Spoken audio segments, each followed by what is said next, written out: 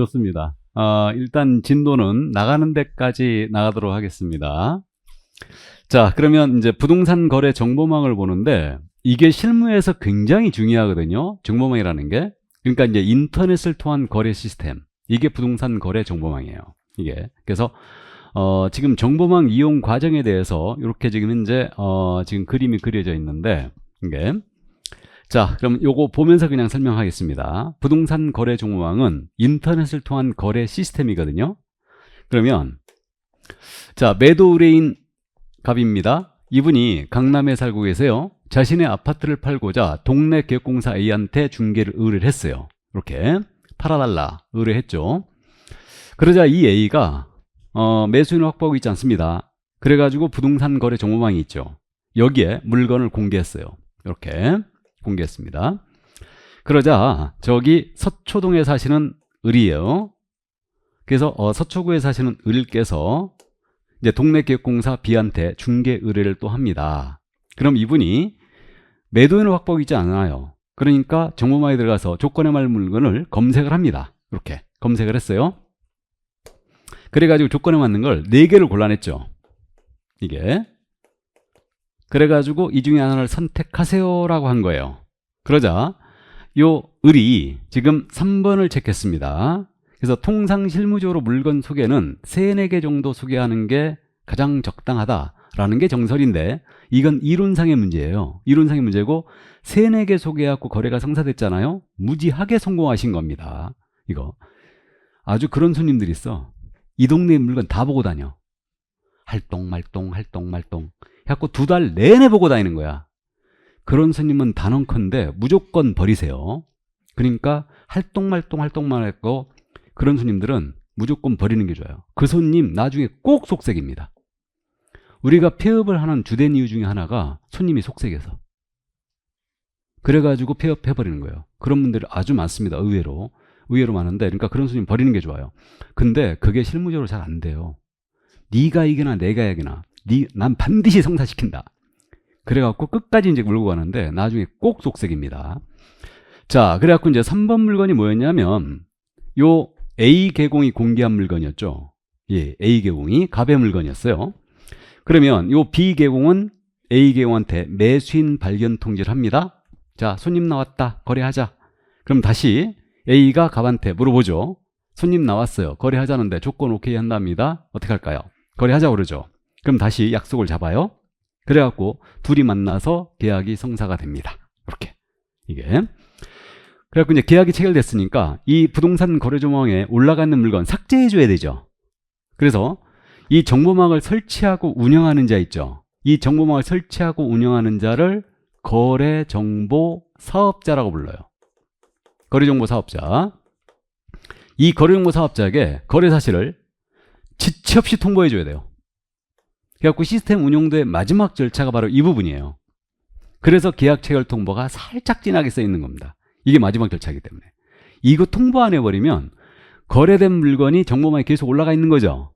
그럼 허위 물건 공개한 건 똑같아요. 그래갖고 영업 종료 먹을 수 있습니다. 통보 안 해버리면. 그래서 이 정보망을 설치하고 운영하는 자를 거래정보 사업자라고 부른다. 이게. 그래서 이제 여기까지. 그래서 이게 바로 시스템 운영도예요. 그럼 이 시스템 운영도를 봤더니 보세요. 부동산 거래조망은요. 개업공인인증서가 물건을 공개하고 개업공사가 들어가서 물건을 검색하고 개업공사들끼리만 정보를 주고받고 있죠. 이거. 그러니까 부동산 거래조망은 개업공인인증서 상호간 중개대상물에 관한 정보를 교환하는 시스템이지 개공과 중개 의뢰인 간의 정보 교환 시스템이 아니에요. 이걸 주의해야 돼요. 이거를. 그래서 개공들끼리만 주고받는 시스템이다. 정보를. 그러면 우리 법이 정하는 정보망이라는 것을 여러분들은 볼 수 있다는 얘기 없다는 얘기예요. 없다는 얘기죠. 개공들끼리만 주고받는 시스템이니까 우린 볼 수 없어요. 그러니까 인터넷의 매물정보 사이트들 이건 전부 다 정보망 아닙니다. 매물정보 사이트일 뿐이에요. 우리 법이 얘기하는 정보망은 개공들끼리만 주고받는 시스템을 얘기합니다. 더 정확하게 얘기하면 우리 법이 정하는 정보망이라는 것은 거래정보 사업자로 우리 국토교통부 장관에게 지정을 받아요. 거래정보 사업자로 국토부 장관에게 지정을 받은 자가 운영하는 정보망만을 얘기합니다. 이게. 그래가지고 국토부 장관에게 거래정보 사업자로 지정을 받은 자가 유일하게 현재 딱 하나 남아 있어요. 그게 누구냐면 우리 공인중개사협회. 협회에서 한방이라는 부동산 거래 정보망 운영하고 있거든요. 여러분들 실무 가시면 이 한방 많이 활용을 하실 겁니다. 이게 한방이란 말이 한국공인중개사협회 회원의 방이란 뜻이에요. 그래서 한방 정보망이 운영되고 있는데 이게 우리 법이 정하는 정확한 정보망이에요. 이게. 근데 실무에서는요, 사설 정보망이 훨씬 더 많습니다. 그러니까 이렇게 국토부 장관에게 지정을 받지 아니하고 운영하는 사설 정보망이 엄청나게 많아요. 그래가지고 그 사설 정보망이 훨씬 더 지금 많이 이용되고 있는데 한방하고 비슷합니다. 시스템은. 그래갖고 여러분들 그런 거 들어봤죠? 우리 강남역 주변에도 있는데 개업공사들이 지역별로 단체를 구성했죠. 친목회 모임이 다 있어요. 지역별로. 다 있습니다. 그래가지고 회원중개업소 100개, 200개 이런 식으로 정해놓죠. 정해놓고 자기네들끼리만 물건을 주고받고 그렇게 하는 겁니다. 이게. 그래가지고 이렇게 이제 회원들 친목회 단체가 구성이 돼가지고 진입을 막고 있어요. 또는 일요일날 모두 쉬자. 빨간 날 다 쉬자. 그 다음에 비회원중개업소 공동중개하지 말아라. 이런 식으로 운영하면 이거 처벌받습니다. 그럼에도 불구하고 권리금 때문에 이렇게 운영이 되고 있어요. 신도시역은 이거 엄청 심합니다. 그러니까 진입장벽이 되고 있는 거죠. 이거 걸리면요, 공정거래법 위반이거든요. 그래가지고 이거 처벌받습니다. 물론 우리 법도 이거 처벌합니다. 그건 나중에 이제 하기로 하고. 어쨌든 그럼 이들이 단체를 구성하여 물건을 서로 공유하는데 이거 시스템 운영하겠죠. 그게 사설정보망이에요. 그래갖고 사설정보망으로 전국적으로 이제 대형 업체들이 몇 개가 있는데 L로 시작되는 브랜드명이 L로 시작되는 게 있고요. T로 시작되는 것. 이게 이제 전국적인 대형 업체들이에요. 그래가지고 이걸 많이 활용을 하고 있는데 송도 같은 경우는 지금 L로 시작되는 걸로 쓰고 있습니다. 이걸로. 그래서 사설정보망이 이제 있거든요. 이건 이제 한방은 무료거든요, 현재. 협회 회원가입하면 바로 이제 한방을 무료로 이용할 수 있고요. 이거 사설정보망은 회비를 내죠. 그래갖고 이제 첫 회비가 있고, 첫 가입비가 있고, 그 다음에 월 회비 33,000원씩 내요. 부가세 포함해서 그렇게 내고 있는데, 어쨌든 사설정보망이 굉장히 활성화되어 있어요. 그러면 국토부 장관에게 지정을 받지 아니한 자가 이렇게 운영을 하면 이게 우리 법상 처벌 대상이 되느냐? 안 됩니다. 그러니까 애써서 회원 확보해가지고 국토부에 지정을 받은 자는 보호를 오히려 못 받고요. 처벌받아요, 잘못하면. 그럼 뭐하러 지정을 받냐고. 그러니까 초창기에 이 지정을 받은 업체들이 몇 개 있었거든요. 근데 전부 다 지정서 반납했어요, 다. 보호가 안 되고 있거든. 그러니까 현실을 법이 못 따라하고 있는 거예요. 이 94년도에 들어온 건데 94년도 기억나세요? 우리 인터넷을 전화선으로 쓰던 시대였어요. 천리안이라고 기억납니까? 천리안을 기억하는 분은 저랑 세대가 비슷한 거예요, 지금. 천리안 쓰던 시대예요. 그러니까 인터넷 한번 열려면 그냥 꾹 눌러놓고 담배 한 대 피고 와야 돼. 그런 시절이었어요. 그때 들어온 게 여태 한 번도 개정 안 되고 그대로 있는 거, 이게. 그러니까 현실을 못 따라오고 있는 거죠, 이게. 그래갖고 빨리 개정해야 되는데, 이거. 하여튼 그렇습니다. 그러니까 사설정보만 운영한다 해서 이게 처벌 대상이 되는 건 아닙니다. 그리고 이게 실무적으로 중요하다는 게 왜 그러냐면요, 모든 업무를 이 시스템에서 다 나와요. 그러니까 손님 전화번호, 그 다음에 물건 정보, 계약서 쓰는 거, 확인서면 쓰는 거, 모든 게 여기서 다 지원돼요. 현금 연수 끊는 거, 영수증 끊는 거 전부 다 지원됩니다. 그러니까 이 시스템이 한번 딱 다운돼 버리면요, 이게 그날 그냥 스톱이야. 올 스톱이야. 아무것도 못해요. 요즘 전화기를 또 인터넷으로 쓰기 때문에 이게 이거하고 다 연계돼 있거든. 그래갖고 이제 딱 전화 오면은 어딘지 다 떠버려요, 그냥.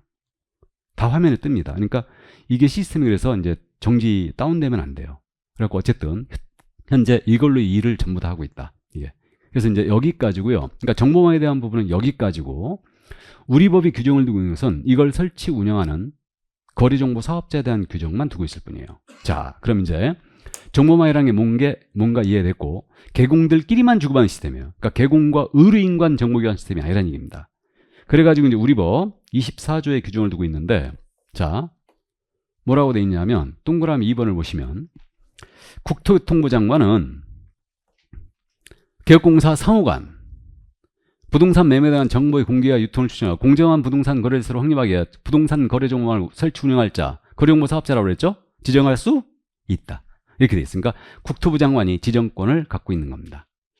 그래가지고 이제 세부적인 내용은 우리가 후일 공부할 거예요. 그러니까 지정 요건 모두 암기를 할 거고요. 이게 그래서 일정한 회원 500명 이상을 확보해 줘야 되고요. 공인중개사라든가 정보처리 기사 이분들을 확보해 줘야 돼요. 컴퓨터 설비도 확보해야 되죠. 서버.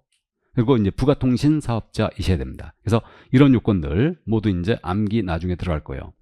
그 다음에 이제 지정 절차가 있죠. 그래서 지정 신청하면 이제 30일 내에 지정을 해주게 돼 있고요. 그 다음에 이제 운영규정 지정 승인을 3개월 내에 받게 돼 있고요. 설치 운영은 1년 내에 하게 돼 있습니다. 그래서 이런 내용들은 천천히 하자고요. 그래서 부동산 거래 정보망이 이거다. 이걸 설치 운영하는 자를 거래정보 사업자라 부른다. 여기까지만 기억합니다.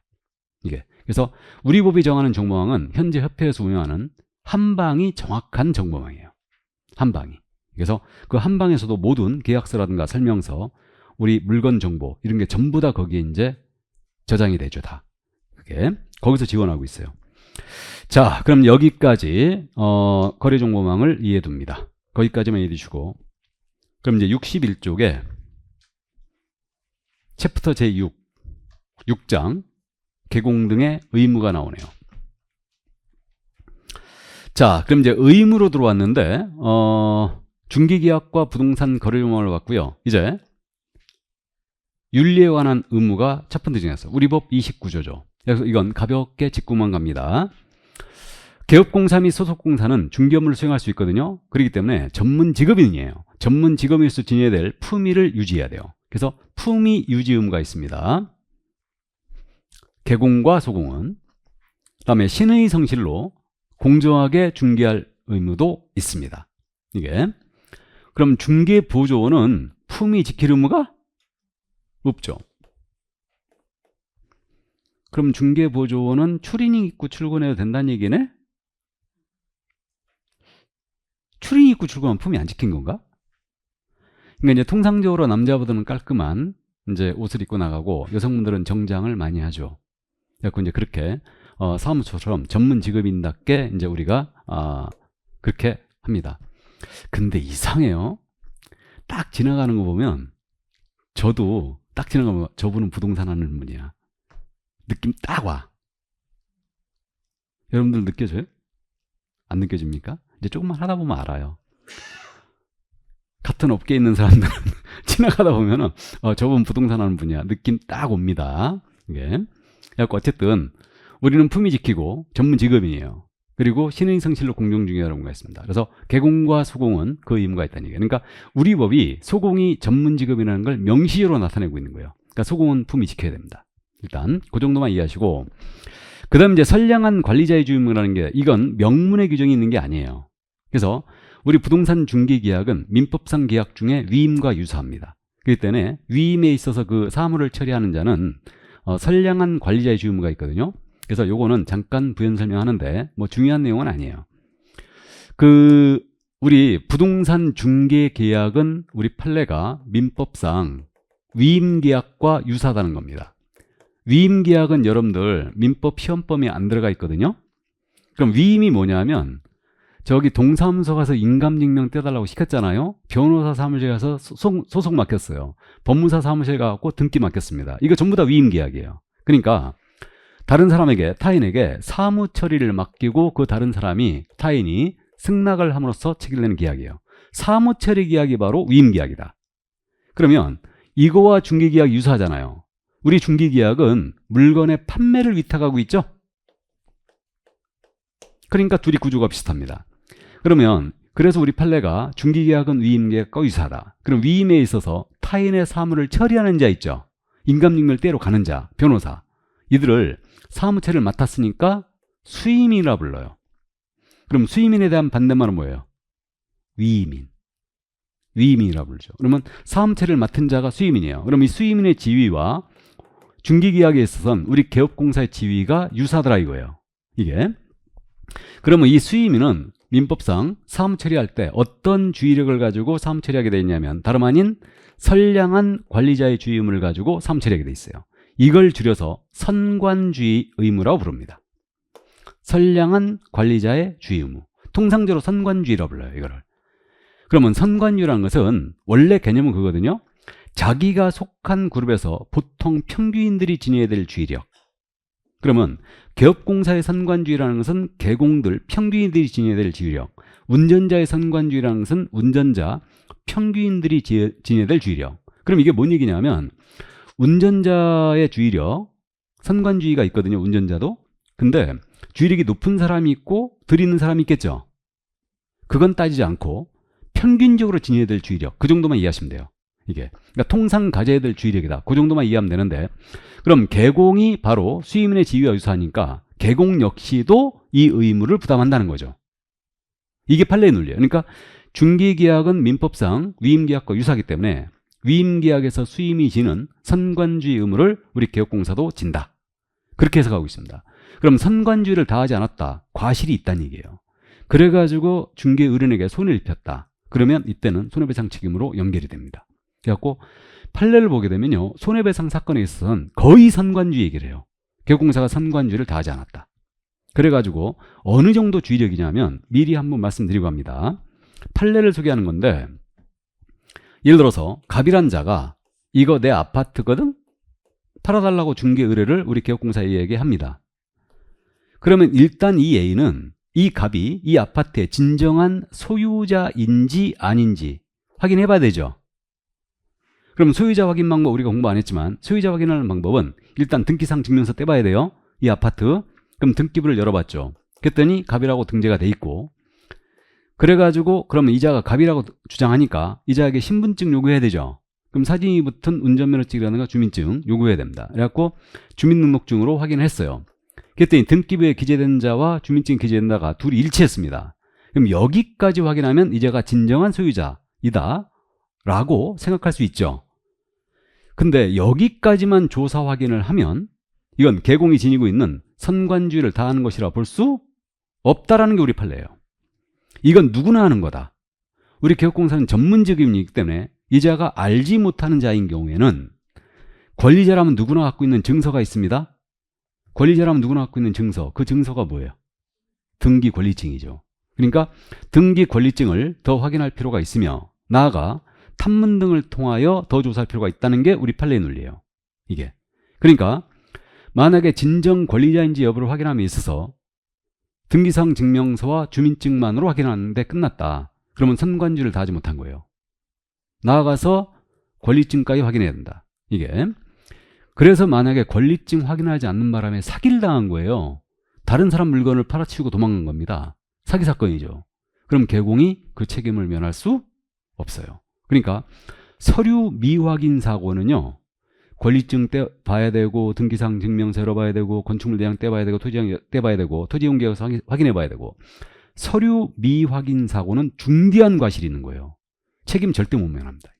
그러니까 어쨌든 여기까지다. 그럼 이게 통상의 주의력이라고 하기는 상당히 높은 주의력이죠. 그러니까 결국 이런 사고가 터지면요, 개업공사 책임 못 면합니다. 이놈은 선관주의 때문에. 그래서 이제 이 정도만 이해해 두시기 바랍니다. 여기까지. 그래서 있잖아요, 제가 이제 나중에 강의할 때 실무 얘기를 가끔 할 건데, 실무하시다 보면 그런 느낌 딱 와요. 우리가 저긴 없지만 촉이라는 게 있지. 그래갖고 진행을 쫙 시키다가 보면요, 느낌이 이상할 때가 있어요. 기분이 쇠할 때가 있습니다. 그때는 무조건 다 중단해야 돼. 무조건 딱 중단하고 처음서부터 하나하나 내가 전부 다 확인해야 돼. 공동중개가 90% 이상이거든요. 저쪽 중개업소 믿으면 절대 안 돼. 개공의 가장 큰 적은 누구다? 개공이에요. 개공의 가장 큰 적은 개공이에요. 이거 손님이 아닙니다. 그러니까 어쨌든 저쪽 중개업 절대 믿으면 안 돼. 그러니까 느낌이 좀 이상하다. 그러면 중단시키고 내가 모든 걸 눈으로 직접 다 확인해야 돼요. 직원도, 소공사도 믿으면 안 돼. 내가 다 확인해야 돼. 그래야 사고를 면할 수 있어요. 그러니까 사고는 작은 거에서 괜찮겠지, 괜찮겠지 보수의 급급해서 그러면 사고 당하는 겁니다. 사기를 당하면요, 중개업 못해요. 겁나서. 절대 사기는 당하지 말아야 돼요. 우리가 일을 하다 보면 영업정지 먹을 수 있어요. 좋다. 일이 꼬일 대로 꼬여가지고 나 3개월 쉰다 그냥. 그리고 편히 힐링하고 온다. 그런 각오를 하면, 여유 있게 하면 절대 사고가 안 나요.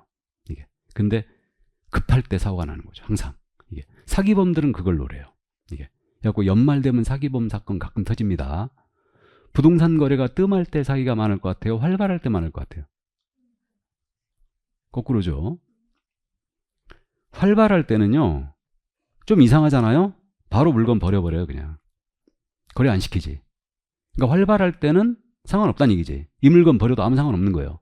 사기가 덜 있어요, 오히려. 거래가 뜸할 때. 지금처럼 거래가 뜸할 때 사기를 더 많이 당해요. 그냥 덥석 무는 거야, 기업공사가. 이게 보수의 급급해서. 그래서 어쨌든 그 정도. 자, 그래서 여기까지 품위유지와 선량한 과제 주무라는 거 이제 말씀을 드렸고요. 자, 이제 넘어갑니다. 비밀준수무가 있는데 전문 직업인들은 대부분 비밀준수무가 있죠.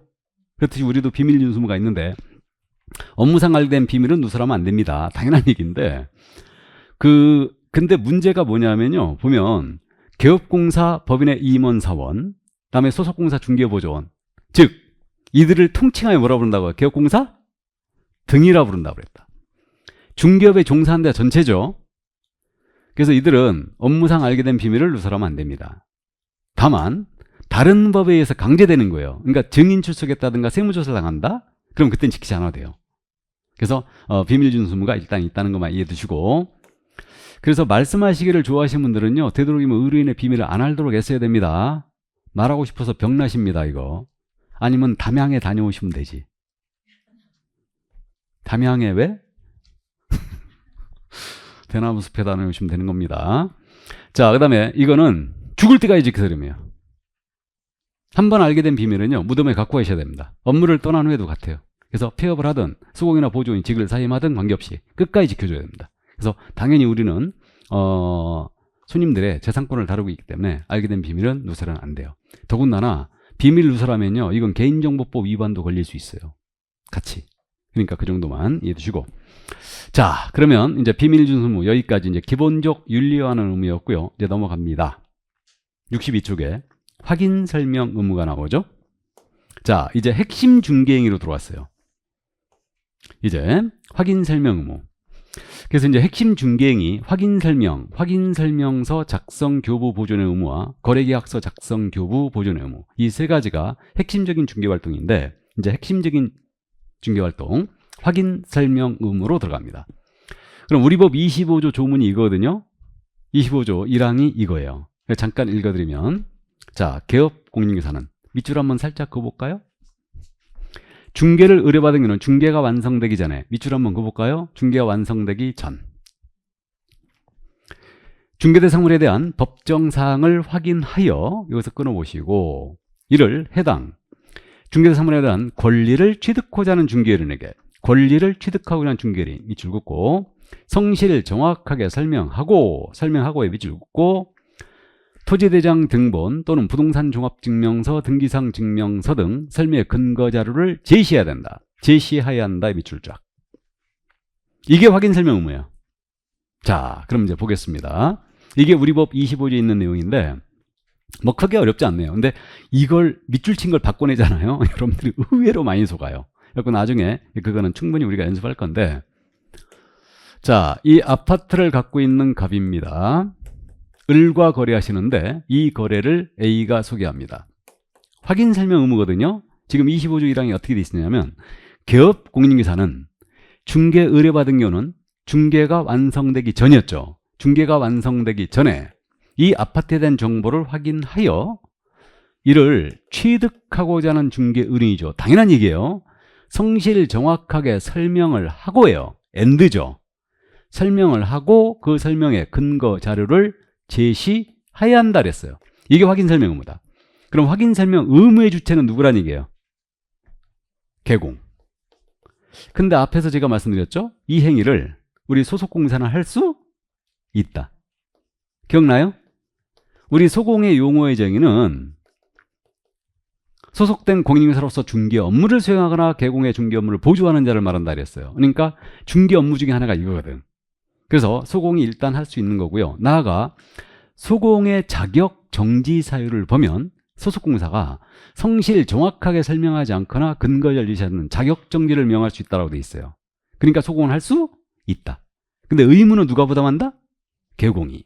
그렇게 해요. 소공이 할 수는 있어요. 이게. 근데 소공도 성실 정확하게 설명 안 하면 자격증이 먹을 수 있고요. 그럼 중개보조는 설명하면 돼요, 안 돼요? 안 된다는 거 이해하시고. 언제까지 하라고 해요? 완성되기 전. 완성된 때 하는 거 아닙니다. 당연히. 완성되기 전. 그 다음에 이제 취득을 인해 하는 거고, 설명을 하고 근거자료까지 제시해야 된다. 그럼 근거자료가 뭐였느냐? 이게 중개대상물에 대한 정보를 브리핑하고 있으니까 기본적으로 등기상 증명서, 건물이니까 건축물 대장, 이런 것들 제시를 하란 얘기지. 이게 보세요.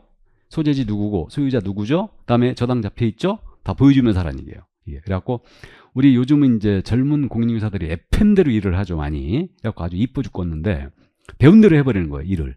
그러니까 등기상 증명서 딱 갖다 놓고 손님한테 브리핑 나가. 빨간 줄 밑줄 그어가면서 이게 소유자 한민우입니다. 양미입니다. 저당권자가 홍승환이죠. 이런 식으로 설명하면서 바로 나가는 거예요. 그렇게. 이게.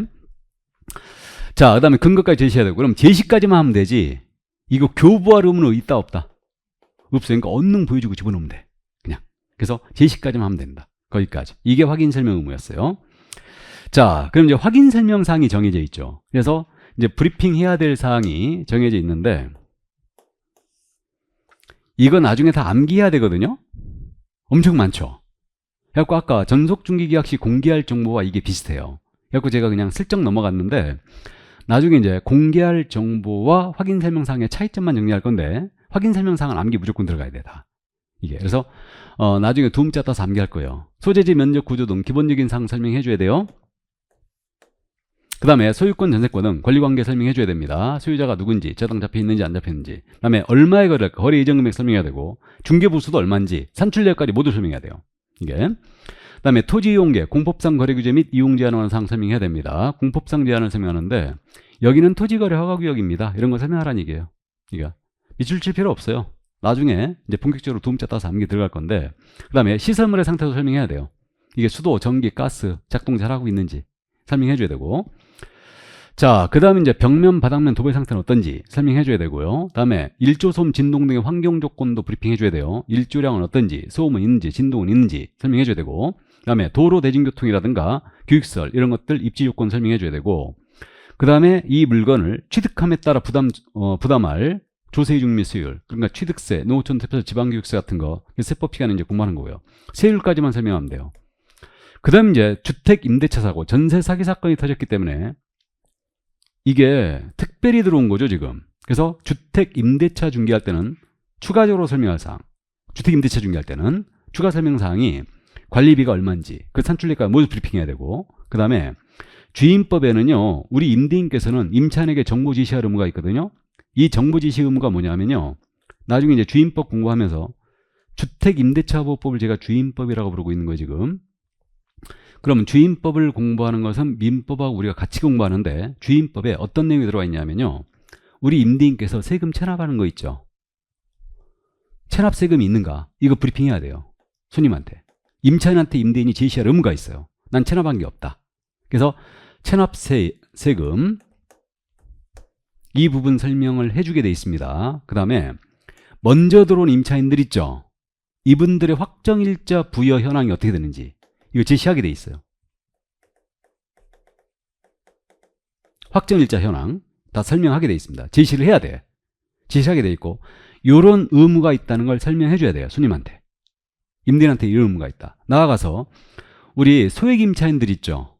소액 임차인은 최우선 변제를 받을 수 있거든요, 경매 넘어갔을 때. 그러니까 소액 임차인들 그 최우선 변제 금액, 이거에 대한 것도 설명을 하게 돼 있습니다. 이게. 그 다음에 그 주민등록법에 따른 전입세대 열람, 그러니까 이건 다가구 주택이 될 건데 먼저 들어온 분들이 전입세대가 어떻게 돼 있는지, 거기 전입자가 어떻게 돼 있는지 이거 열람할 수 있다. 이 사항을 설명을 해주게 돼 있습니다. 이게. 나아가서 이제 민간 임대주택 있죠. 우리 임대 아파트들 있죠. 그래갖고 민간 임대주택에 관한 특별법에 따른 임대사업자 등록을 하신 분들 있잖아요. 임대사업자 등록하신 분들은 그 임대보증금 보증을 설정하게 돼 있거든요. 임대보증금 보증에 관한 사항, 이 사항을 설명하게 돼 있습니다. 그래서 상세한 내용은 우리가 정규과정을 나가면서 그 정도만, 요 정도만 이해해 주시고, 정규과정 나가면서 이 상세한 내용은 더 설명하겠습니다. 그래서 주택 임대차 중개할 때는 요 네 가지를 일단 더 설명을 하게 돼 있고, 나아가서 설명할 게 더 있어요, 지금. 더 있는데 비슷하긴 한데 어쨌든 여기까지. 그래서 요 사항을 설명하게 돼 있고요. 요건 기본적으로 손님한테 설명을 하게 돼 있고요. 여기에 없는 사항일지라도 계약 체결 여부를 결정하는 데 중요한 자료가 된다. 무조건 브리핑 다 하게 돼 있습니다. 이게. 그러니까 개공은요. 중개사물에 대해 알고 있는 정보 있죠. 모두 손님한테 오픈하라는 얘기 다. 성실하게. 그 얘기입니다. 그리고 이제 이게 잘 모르겠다. 그러면 손님한테요. 상태 환원 자료를 요구할 수 있어요. 그러니까 쓰는 자가 제일 잘하니까 상태 환원 자료 요건을 임대인, 매도인에게 행사할 수 있습니다. 이거를. 그리고 만약에 상태 환원 자료를 요구했는데 이분이 불응했지 않습니까? 그러면 그 사실을 취득인에게 설명하게 돼 있습니다. 다. 이거를. 그래서 그리고 확인 설명서도 기재도 하게 돼 있는데 상태 환원 자료를 요구할 수도 있다. 그러니까요. 조사하는데 한계가 있더라 이거요. 그래서 상태 자료 요건도 행사할 수 있어요. 예를 들어서 우리가 실무적으로 사고 많이 나는 게 단독주택, 다세대가 이제 이른바 빌라죠. 이런 물건들이 사고가 많이 나요. 그러니까 왜 사고가 많이 나냐면 하자 때문에. 우리가 현장 조사를 갔을 때 하자를 발견 못한 거지. 그래갖고 계약이 됐고 계약금 다 들어갔는데 나중에 그것 때문에 사고가 터지는 거예요. 이게. 그러니까 이제 거기에 대해서 의심이 가면 자료를 요구하라는 얘기지. 그래갖고 뭐 단독주택 의뢰받았고 갔더니 현장 답사하러 갔더니 중청장을 새로 한 거예요 지금. 중천장을. 그러면 이거 팔려고 물이 줄줄 샜는데 팔려고 중천장을 했구나 느낌이 오는데 이거 물 새고 있는 거 한번 뜯어봐라. 이럴 수는 없는 거 아니에요. 그러니까 매도인한테 자료를 요구할 수 있다는 얘기죠. 물이 새고 있는가 이런 것들. 그래서 이게 바로 상태 환원 자료 요건이에요. 이른바 면피권이라고 부르죠 이걸. 이게. 그러니까 요즘 우리 젊은 공인중개사들은요 이거 적극적으로 활용합니다. 의심이 가면 계약이 안 되더라도 그냥 상태 자료 요건 행사해버려요. 그래갖고 바로 이제 이 그 협회에서 제공하는 서식이 있거든요. 여기다 체크해달라고 그래. 그래갖고 매도인한테 사인 받아버립니다. 그래갖고 당신이 이거 아무 이상 없다고 사인했는데 뭔 얘기야? 물이 줄줄 새고 있거든? 그렇게 이제 청구 들어가는 겁니다. 이게. 그래갖고 어쨌든 좋아요. 이런 권한이 있다는 거 이해주시고. 그 다음 이제 소유자 등의 확인을 위해서 주민증 요구할 수 있죠. 이건 개인정보법상 함부로 신분증 요구 못하기 때문에 그 근거를 마련한 거예요. 그러니까 모바일 주민등록증 포함인데 그러니까 주민증 제시, 신분증 제시 요구할 수 있습니다. 그래갖고 실무적으로 우리가 이제 계약 체결할 때는요. 손님들 다녀갔다는 의미에서 신분증 카피본을 남겨놓죠. 실무적으로는 카피본 많이 남겨놔요. 근데 그거 싫어하시는 손님도 있어요. 왜 카피본을 남기느냐. 그 싫어하는 손님은 그냥 카피 안 하면 돼요. 근데 미리 다 해놨지 우리가 이미. 그래갖고 우리 그 중개사무소의 필수 비품 중에 하나가 파쇄기. 파쇄기 있어야 돼요. 손님 앞에서 신분증 카피한 거 쭉쭉 찢으면 안 됩니다. 없어 보여요 그거. 파쇄기로 갈아야지 일단. 그래서 어쨌든 카피본을 많이 남기고 있는데 뭐 그런 손님들도 뭐 여러 가지가 있어요. 그다음에 그 신분증은 참고 나중에 또 말씀드리는데 임차인이 임대인 신분증 카피본 달라는 분도 있어요. 그거 주면 돼 안 돼? 절대 안 됩니다. 그건 대형 사고예요. 그러니까 신분증은 카피본은 중개사무소에만 시건장치가 돼 있는데 다 보관하는 거예요. 개인정보이기 때문에 절대 카피본 넘겨주면 안 돼. 이게 절대 안 됩니다. 그러니까 그런 것들은 전부 다 개공이 상식적으로 움직여야 돼요. 카피본 줘가지고 사고 난 사례가 실제로 있어요. 사기 사건. 주민증 위조는 초등학생도 할 수 있다는 겁니다. 그래갖고 주민증을 지금 바꾸겠다고 지금 논의가 되고 있죠. 이걸 바꾸겠다. 이게. 자, 그래서 어쨌든 거기까지고요. 그 다음에 주택 임대차 중개할 때 아까 설명사항이 4가지가 더 있었거든요. 근데 의뢰인에게 다음 사항 설명 이것도 둘이 지금 비슷하거든요. 겹치는 것 같은데 약간 틀려요 각도가. 나중에 이제 감 잡는데 우리 개업공사는 주택 임차인한테요 이거를 설명을 해줍니다. 확정일자 부여 기간에다가 확정일자 부여 현황을 요청할 수 있다. 정보 제공을 요청할 수 있다는 거 이제 이렇게 설명을 하게 돼 있고요. 그다음에 세금 체납 사실 있죠. 이건 직접 열람할 수도 있어요. 세무서가 갖고 임대인이 체납하고 있다는 거. 그래서 그런 사항이 있다는 것도 설명을 하게 돼 있습니다. 이게. 그러니까 이제 우리 임대인께서는요, 나 체납 없거든? 하고 정보 제시할 의무가 있어요. 이 의무가 있다는 걸 설명을 해줘야 되고, 임차인은 직접 열람을 할 수도 있다는 거. 이걸 설명해 주라는 얘기예요, 이거. 그래서 이제 그 정도만 참고만 해두세요. 겹치고 있는 거예요, 사실은 이거는. 자, 그 다음에 이제, 확인 설명 의무가 여기까지였고요. 자, 이제 확인 설명서 작성 교부 보존 의무가 나오는데, 봅니다. 개업공사는 중개가 완성되어, 자, 개업공사 밑줄 쫙. 중개가 완성되어 거래계약서를 작성하는 때는, 거래계약서 작성하는 때 밑줄 쫙. 확인 설명사항을 법정 서식에 따라 작성하여, 그러면 작성하여에 밑줄 쫙. 거래 당사자 밑줄 쫙. 교부 밑줄 긋고, 교부하고 공인연금센터에 보관된 경우를 제외하고는 그 원본 사본 또는 전자문서를 3년 동안 보존해야 한다. 3년 동안 보존해야 한다. 밑줄 쫙. 이게 확인설명서 작성 교부 보존의 의무예요. 그러면 개업공사는 자신이 소개한 물건에 대한 거래가 완성이 됐잖아요. 그러면 자신이 설명했던 내용이 있죠. 이걸 문서로 작성하고 교부하는데 이게 확인설명서 작성 교부 보존의 의무예요. 그래서 핵심 중개행위 두 번째. 그럼 보세요. 지금 조문이 이게 25조 3항인데 확인설명서 작성 의무의 주체가 누구란 얘기예요? 개공. 그럼 소공도 작성할 수 있다. 그러니까 소공의 자격정지 사유를 보면 우리 소공이 확인설명서를 작성했는데 여기다 서명 및 날인을 안 했잖아요. 그럼 이때는 자격정지 먹을 수 있거든. 그러니까 소공이 이걸 작성할 수도 있어요. 그러면 소공은 가능한데 의무 자체는 개공이 부담하는 거예요. 똑같이. 근데 중개보존은 작성할 수 있다 없다? 없어요. 작성해서는 안 됩니다. 언제 작성해야 되느냐? 중개가 완성되어 계약서를 쓸 때. 그러니까 계약서를 쓸 때 확인설명서도 같이 쓰는 거예요. 물론 실무적으로 미리 다 써놓습니다. 그러니까 계약서 쓰는 날은요 정신 하나도 없거든. 그래서 계약서 쓰는 날은 뭐 들어가는 거 확인해야 되고 여러 가지 체크사항들이 있기 때문에 결국은 정신없기 때문에 미리 다 써놔요. 그래갖고 손님들 오면 이제 신분증 달라고 해갖고 인적사항 입력하고 출력해갖고 브리핑 나간 다음에 도장 꽝꽝 찍고 이제 계약을 하는 겁니다. 그러니까 미리 써놔요. 근데 이론적으로는 언제 쓴다고요? 계약서 작성? 할 때. 이때 같이 작성합니다. 그 다음에 이건 법정 서식이 있어요. 설명 서식이 있고 작성 요령에 대해서는 실무 시간에 공부합니다. 그래갖고 이게 작성하여 이건 쌍방 모두한테 주는 거예요. 그럼 확인 설명은 취득 은행한테만 하라고 그랬죠. 근데 설명서는 쌍방 모두에게 주는 거죠. 그러니까 설명은 취득 의뢰인한테만 했거든요. 근데 설명서는 양쪽 모두에게 줘야 돼요. 거래 당사자 쌍방 모두에게 줘야 돼요. 설명서. 그러니까 이전 의뢰인 이자에게도 줘야 됩니다. 뭔 말인지 이해되시죠? 그러니까 쌍방 모두에게 설명서를 교부합니다. 그 다음 이제 한 분은 보관하시래요. 보관 몇 년 하라고요? 3년.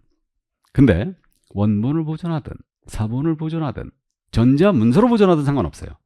그러면 전자문서로 보존한다는 얘기 뭔 얘기냐면 PDF 파일이라는 거 알죠? 지금 현재 이게 나오고 있는 게 PDF 파일이라는 거 아시겠죠? 이렇듯이 확인 설명서를 스캐닝 해가지고 PDF 파일로 저장해 버리는 거예요. 상관없습니다. 그러니까 전자문서로 보존해도 된다. 근데 지금 뭐라고 돼 있냐면 공인전자문서 센터에 보관된 경우를 제외하고 그랬어요. 공인전자문서 센터에 보관된 경우는 제외한다 라고 그랬는데 이게 뭔 얘기냐? 이게 우리 현재 부동산 거래 전자계약 시스템이 운영되고 있습니다. 우리 국토교통부에서 전자계약 시스템을 만들었죠. 그래가지고 전자계약 시스템이라고 있는데 이렇게 아날로그 문서를 안 쓰고 모든 계약을 전자계약으로 해버리는 거예요. 인터넷상으로. 이게. 그래갖고 현재 이 시스템이 운영되고 있어요. 운영되고 있는데 근데 이 전자계약은요. 계약서 써야 되겠죠? 그럼 당사자 직거래할 때는 안 돼요. 당사자가 중개업소를 안 통하고 직거래할 때는 전자계약 이용하지 못해요. 중개거래 한해서만 이용이 가능합니다. 무슨 뜻인지 아시겠죠? 그러니까 중개업소 나와갖고 전자계약 할 수 있다는 얘기예요. 그래가지고 이제 인터넷상으로 전자계약서를 개공이 작성을 하잖아요. 그러면 공인전자문서 센터에 작성된 문서가 자동 보관돼 버려요. 그래서 이걸 제가 공전소라고 부르고 있거든요. 공인전자문서 센터 이게 있는데 아주 보안이 철저하죠. 그래갖고 여기에 전자계약을 하면 문서가 자동 보관되기 때문에 이때는 별도의 보관 의무가 없다는 얘기죠. 이게. 그래갖고 이제 손님들이 요즘 전자계약이 많이 안 하죠. 많이 안 하는 주된 이유가 뭐냐면 활용을 잘 안 하는 이유가 우리 나만 그런가? 우리 보통 우리 중장년들은 내 집 갖는 게 일생의 평생 꿈이잖아. 아닌가? 그래서 어쨌든 집을 한 채 갖는 것을 우리는 이제 어떻게 보면 소박한 우리 하나의 꿈으로 지금 갖고 있는데, 내가 20년을 모아갖고 집을 이제 사는 거야. 근데 전제하 계약을 한다? 손에 아무것도 없죠. 아니 뭔가 찍는 맛이 있어야 될 거 아니야 지금. 그죠? 내가 집 샀다 하고 자랑도 해야 되고 문서 내놓고 그렇게 해야 되는데, 어쨌든 그런 찍는 맛이 없기 때문에 전제하 계약을 활용을 잘 안 합니다. 그래서 어쨌든 전제하 계약 시스템이 있는데, 요걸로 계약을 했다면은 아날로그 문서를 안 쓰기 때문에 자동적으로 서류가 보관돼 버려요 여기에. 그래서 어쨌든 공존서에 보관된 경우는 제외하고 몇 년 보존하라? 3년 확인서를 보존해야 돼요. 그럼 서류 보존이 두 번째 나왔죠. 전속중개약서 몇 년 보존하라고요? 3년. 확인설명서도 3년. 이렇게 됩니다. 자, 그 다음에 작성된 확인설명서는 서명 및 날인해야 돼요. 자, 그래서 이제 동그라미 2번인데, 확인설명서에는 개업공인유사 밑줄 쫙, 법인의 경우는 대표자를 얘기하고요. 분사무소잖아요. 분사무소에서 확인설명서 쓰면 분사무소 대장이 누구라고 그랬어요? 책임자. 책임자께서 서명 및 날인해야 돼요. 밑에 동그라미. 확인설명서는 개공이 서명 및 날인을 하되, 해당 중개행위를 한 소공사 밑줄 쫙, 중개행위를 한 소공사, 모든 소공이 아니에요. 중개행위를 한 소속공사가 함께 서명 및 날인해야 된다. 밑에 동그라미. 자, 그럼 여기서 이제 잠깐 또 짚고 갑니다.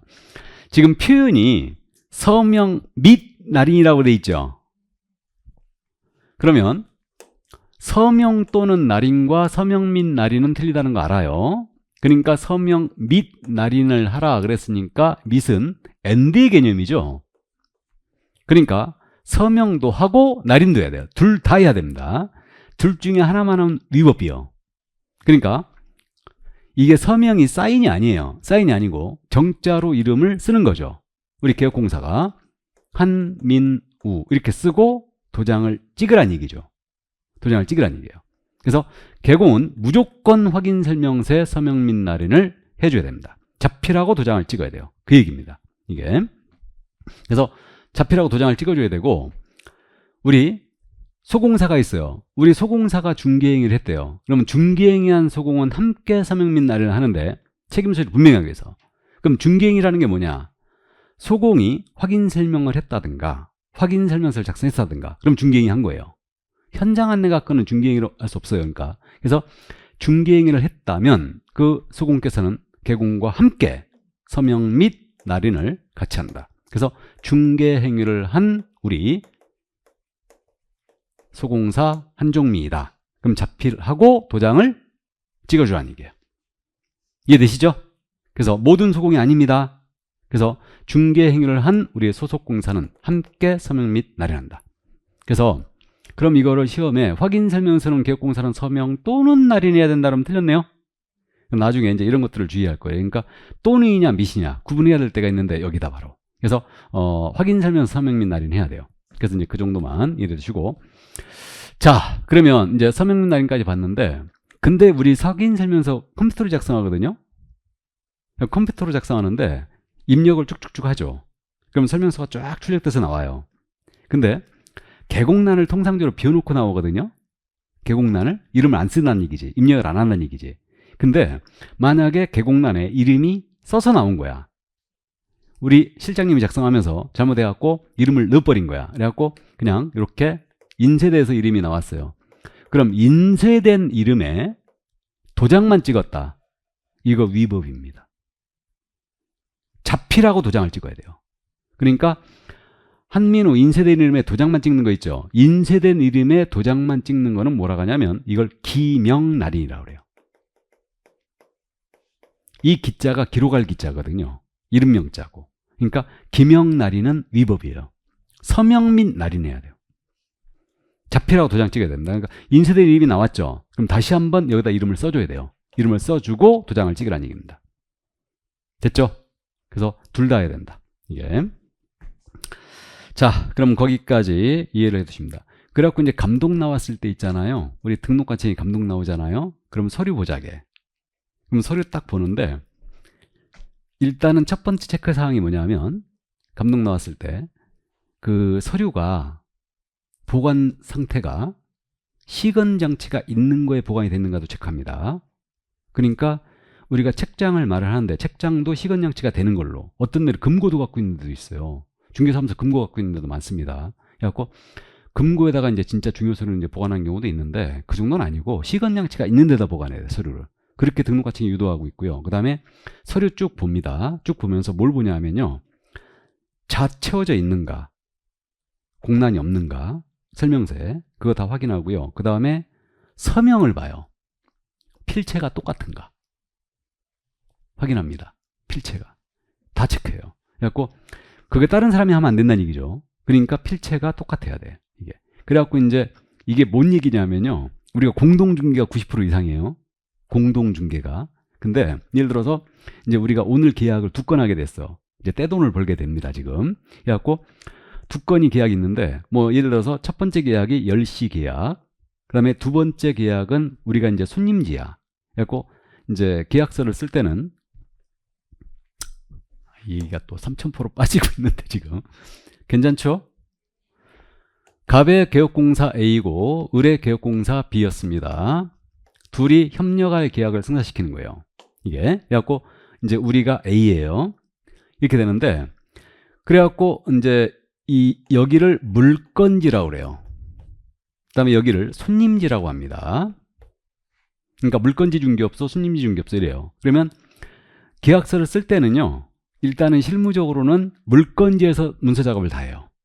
여기서 계약서 쓰고 설명서 다 씁니다, 물건지에서. 그리고 이제 손님지가 모시고 가, 그 중개사무소로. 이래갖고 이제 공동중개를 하는 겁니다, 이게.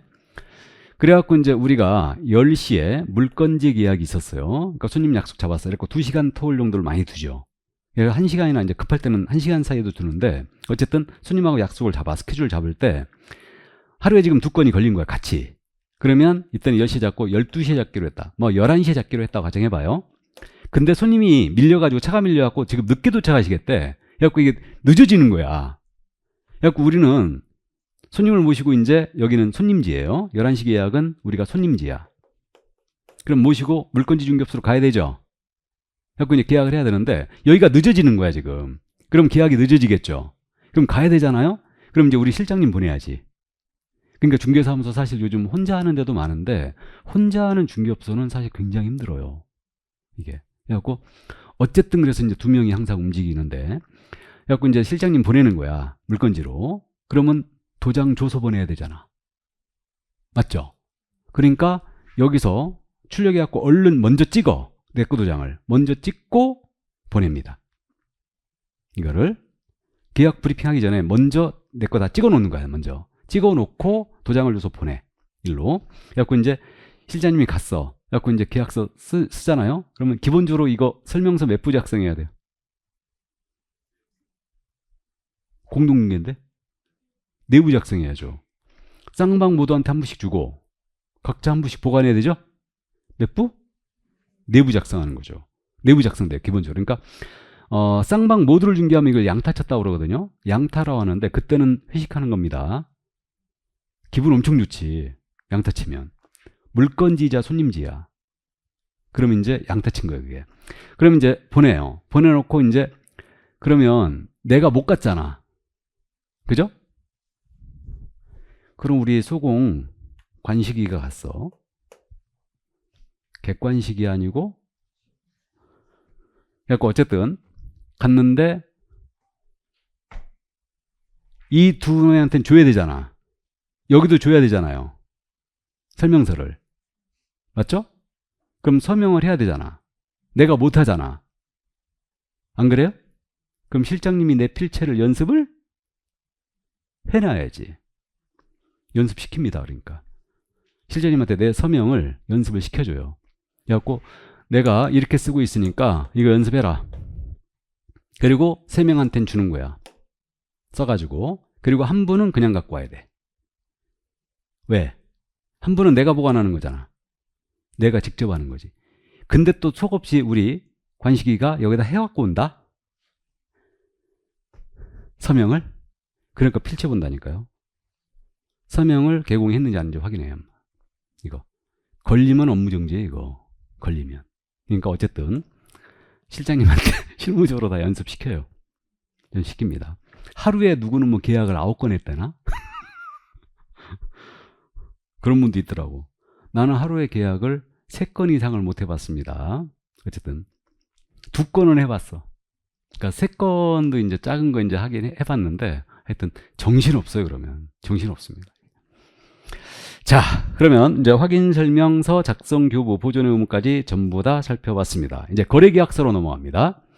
이 거래계약의 개념에 대해서 말씀을 드렸어요. 그래서 거래계약의 개념은 중개계약 개념할 때 말씀을 드렸죠. 그래서 거래계약이 이거라고 그랬습니다.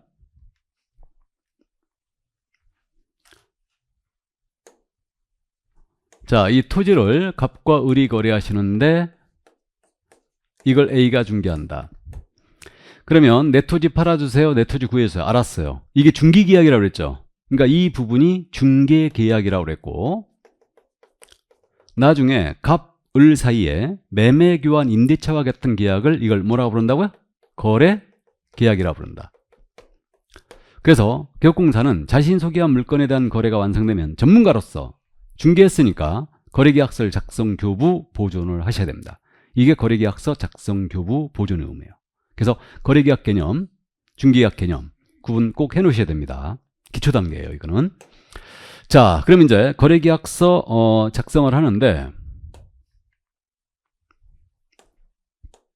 보겠습니다. 우리 법 26조 1항 조문이죠. 자, 읽어드리면 역시 또 출발이 개업공사로 출발했죠. 개업공사 밑줄 쫙. 중개사물에 대하여 중개가 완성된 때 밑줄 쫙. 법정 필수기재사항이 기재된 거래계약서를 작성하여 밑줄 긋고, 거래당사 쌍방에게 교부하고 거래당사자에 교부하고 밑줄 긋고, 이것도 그럼 쌍방교부예요. 공인연감센터에 보관된 경우를 제외하고는 그 원본, 사본 또는 전점서를 5년 동안 보존한다. 5년 동안 보존해 밑줄 쫙. 뭐 크게 어렵지 않습니다. 그럼 거래계약서 누가 써야 된다? 개업공사. 그럼 이것도 역시 소공은 쓸 수 있다. 중개보존은 작성할 수 없다. 핵심 중개행위 3번째예요. 이게. 그래서 이제 거래계약서를 작성 교부하는데 개공이 작성할 의무가 있고 소공은 작성할 수 있다. 언제 쓰라고 했냐? 그 시기는 중개가 완성되었을 때요. 자, 그럼 여기서 잠깐 따지고 갑니다. 이제 이것도 기초니까. 중개가 완성되는 시점은 계약 체결시다. 아니다. 잔금시다. 아니다. 등기가 완료가 되었을 때다. 1, 2, 3번. 셋 중에 중개 완성 시점은 1, 2, 3번 중에 몇 번이겠어요? 잔금시? 그럴 줄 알고 물어봤어요. 중개가 완성되는 시점은 계약 체결시입니다. 그럼 보세요. 여기 조문을 봐도 중개가 완성되었을 때 계약서 쓰지? 잔금시 씁니까? 아니잖아요. 그러니까 계약의 체결이 맞아요. 그러니까 확인설명서 규정에서 개업공사는 중개가 완성되어 거래계약서를 작성하는 때는 확인설명서를 작성하라고 그랬죠. 그러니까 계약 체결이 분명히 맞습니다. 그러니까 이론적으로는 중개 완성되는 시점 언제다? 계약의 체결시예요. 이게 중개 완성되는 시점이에요. 잔금시가 아닙니다. 일단 이해해 두세요. 그러니까 이론적으로 중개 완성되는 시점은 계약시를 얘기합니다. 이때 계약서 쓰는 거예요. 이때. 잔금시가 아니죠. 그러니까 분명히. 자, 그러면 중개가 완성됐을 때 이제 계약서를 작성합니다. 이건 법정 서식이 없어요. 이거는 그래서 이제 뒤에 있습니다. 여기 서식이 있는데 지금 2번을 먼저 잠깐 보고 오시면 국토교통부장관은 개업공사 작성하는 거래계약서 표준 서식을 정하 그 사용을 권장할 수 있다. 현재 거래계약서의 서식은 공사법률상 정해진 바가 없다. 이거 무지하게 잘 묻거든요. 거래계약서는 중개 완성의 문서로서 중요 문서인데 우리 법이 정해놓은 서식이 없어요. 밑줄 쫙. 없습니다. 왜 그럴까? 왜 그럴까? 계약의 종류가 너무 많아서 표준 서식을 정할 수가 없었던 거예요. 매매계약서, 교환계약서, 임대차계약서. 일단 주요한 계약서가 그거죠. 그건 뭐 저당권 설정계약, 지상권 설정계약서 그럴 수도 있는데 이게요 실무적으로요 아파트 매매계약서, 단독주택 매매계약서, 아파트 임대차 계약서, 전세계약서, 오피스텔 전세계약서, 매매계약서, 임대차 계약서, 토지 매매계약서, 임대차 계약서, 전세계약서 다 달라요.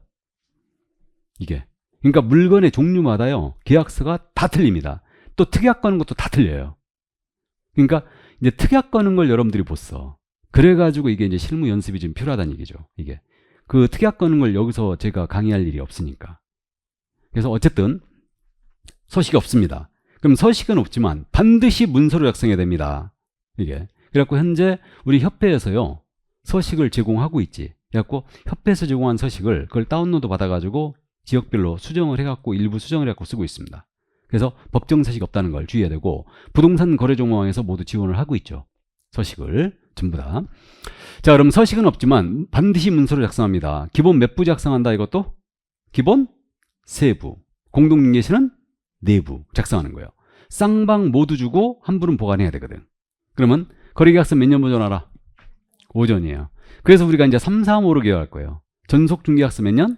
3년. 확인설명서도 3년. 거래계약서는 5년. 돈이 왔다 갔다 했고 중개 완성의 문서니까 이건 5년 보존해야 돼요. 다만 전자계약을 했다?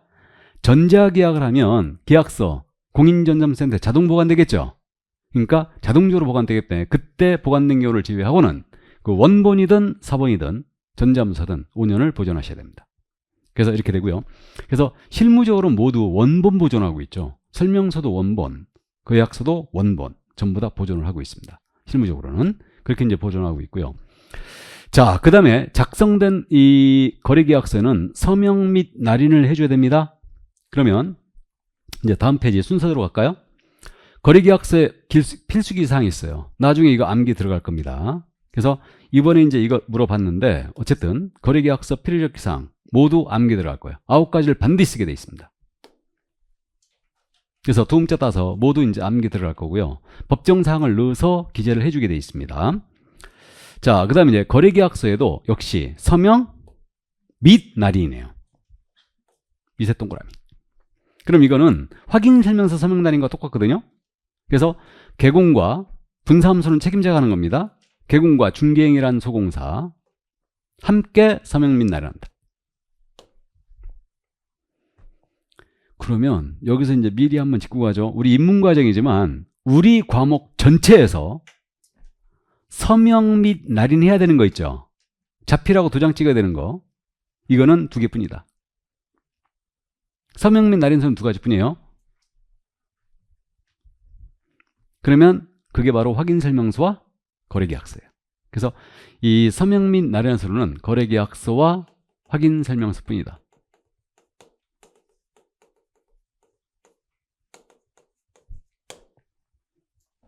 그리고 우리 중개행위를 한 소공사 있죠. 중개행위를 한 소공사가 서명 및 날인한 서류 2가지뿐이죠. 보조단에 써있어요 지금. 중개행위 한 소공사가 서명 및 날인한 서류도 확인설명서와 거래계약서뿐이에요. 우리 소공은요 다른 서류에는 아예 서명 날인 의무 자체가 없어요. 그리고 이제 우리 개업공사는요 서명 및 날인 서류는 이 2가지뿐이고 나머지는 전부 다 뭐다? 서명 또는 날인이에요. 나머지는 전부 다. 그러니까 중개계약서에는 전부 다 서명 또는 날인이에요. 이게 서명만 하거나 날인만 해도 된다. 근데 확인설명서와 계약서는 서명 및 날인한다. 그래서 아주 무지하게 잘못 씁니다. 이거. 그래서 이해 꼭 해두시고 그 다음에 계약서 쓸 때 당연히 거래금액 등 거짓 기재하면 안 되겠죠. 서로 다른 둘 이상 계약서도 안 돼요. 그래서 다운계약서, 업계약서, 이중계약서 모두 금지입니다. 이건 당연한 얘기죠. 다운계약서는 그거 아닙니까? 다운은 실제 거래 10억 했어요. 근데 9억에 쓴 거죠. 다운. 맞죠? 이거 누가 요구할 것 같아요? 매도인이 매수인이? 예? 매도인이 요구하지.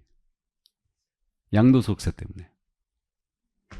다음 10억이었는데 11억에 쓴 거야. 이거는 업계역세라고 그래요.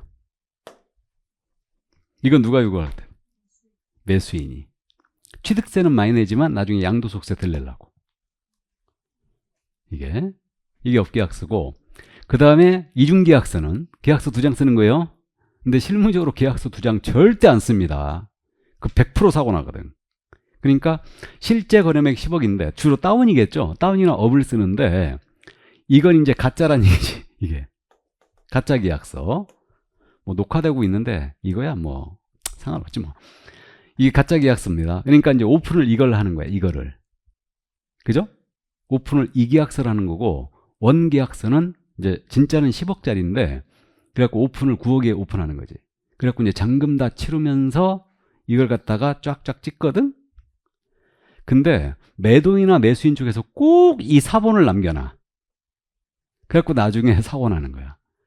그러니까 예를 들어서 이렇게 했거든, 계약을. 근데 매수인 쪽에서 10억짜리 다 찢어버렸거든, 원본. 결국 이제 잔금 치르면서 다 찢었는데 매수인 쪽에서 이걸 사본을 남겨놓은 거야. 그래갖고 자기가 팔 때 양도소득세 내야 되잖아. 10억에 샀다는 계약서 들이미는 거지, 세무서에다가. 그러면 다 죽었어요. 제일 죽는 건 누구? 개공이지. 개공 죽습니다. 그러면 이거 한 방에 가버려요. 엄청 많이 걸려요. 다운 썼다 걸리면. 일단은 다운 썼다 걸렸다. 그러면 기본적으로 첫 번째 임의적 등록 취소. 등록 취소할 수 있어요. 거기다가 매매 계약이었잖아요. 그럼 부동산 거래 신고해야 돼. 그럼 부동산 거래 신고법 위반이에요. 거짓 신고. 취득가액의 10% 이하의 과태료. 이게 잘못하면 투기 주장에다가 다 걸릴 수 있어요. 이거 한 방에 가버립니다. 그냥 한 방에 문 닫아야 돼요. 그냥. 그래갖고 어쨌든 이 사본을 남겨갖고 들이미는 사고가 많이 나갖고 지금 계약서 절대 안 써. 2장 안 씁니다. 뭐만 쓴다? 요거만 쓰지. 그럼 나머지 1억은 어떻게 해야 돼? 에? 그렇죠. 오고 가는 현금 속에 싹 트는 국민경제. 녹화 안 되면 재밌는 얘기 많이 할 텐데. 자, 그래서 그렇습니다. 근데 다운이나 이 업계약서는 웬만하면 자제하세요. 자제하셔야 됩니다.